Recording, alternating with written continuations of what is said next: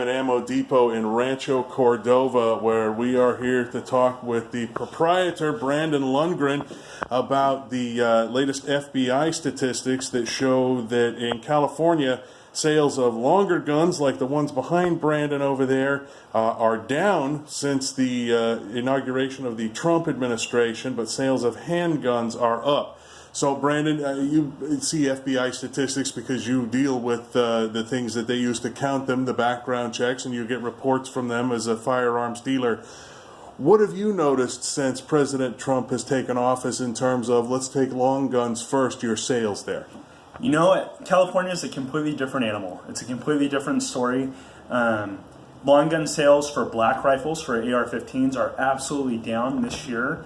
But that was completely foreseen and expected because of legislation that the California legislature passed last year in regards to AR-15 rifles. And so anyone that had any interest at all in purchasing an AR-15 last year, they already bought one. And sometimes they bought 2 or 3. And so everyone has already purchased those rifles. There's not nearly as many people wanting those right now, especially with the new legislation that took effect that affected the way those white rifles operate.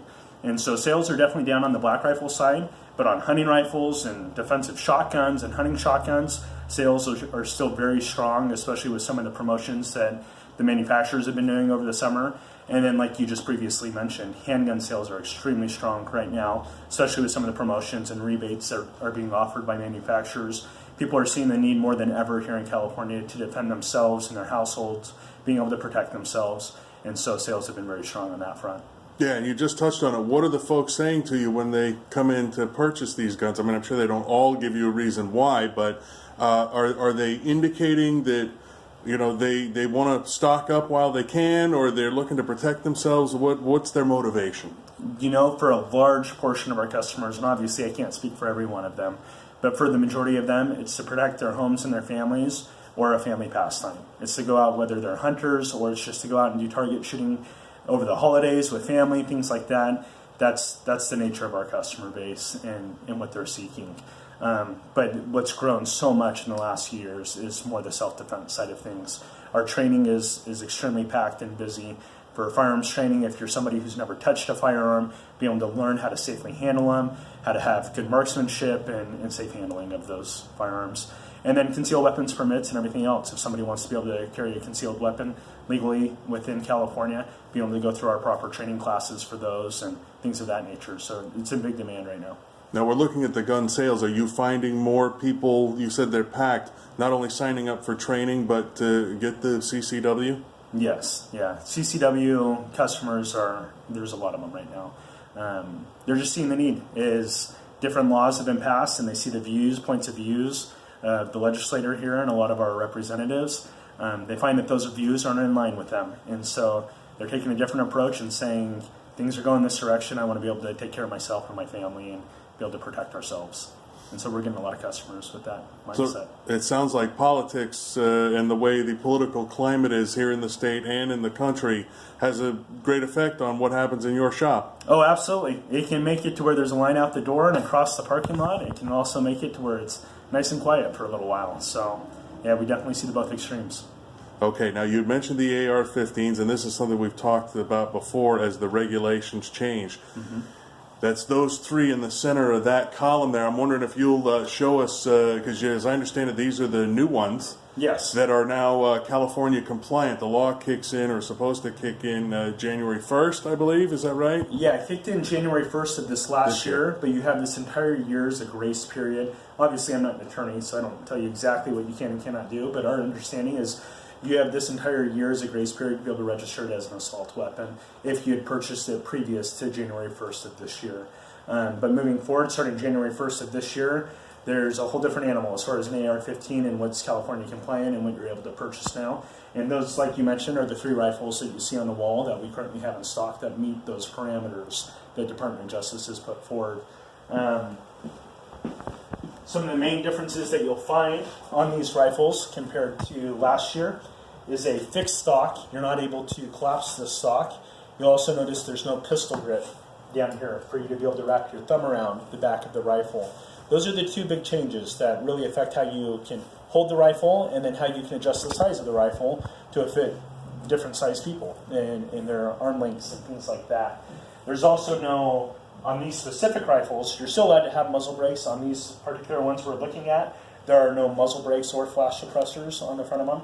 So a lot of the features that you would have normally seen on these rifles last year are now gone with the new legislation. And there are some workarounds here that you can still purchase an AR-15 and be able to go out and enjoy them and use them. It's just going to feel a little different in your arms and in your hands when you're out having fun with it. How about the changes in the loading mechanisms?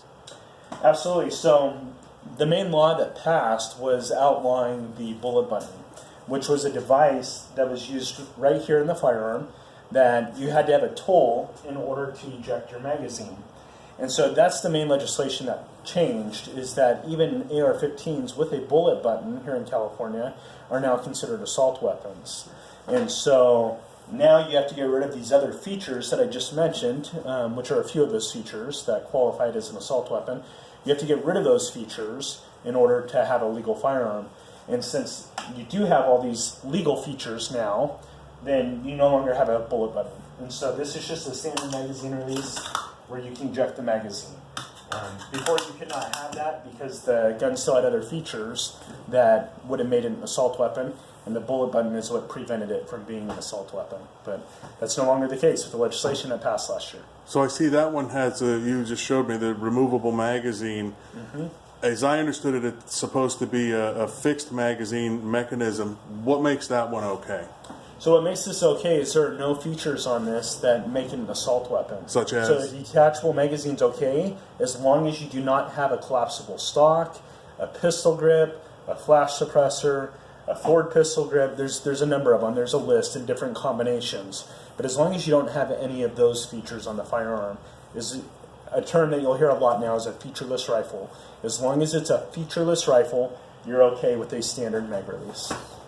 What's the max number of rounds on those magazines? 10 rounds. Same as any other firearm here in the state of California. Okay, well, that brings us to ammo. That's next. The ammo is over here. And the rules are changing here, but they're not quite set in stone yet.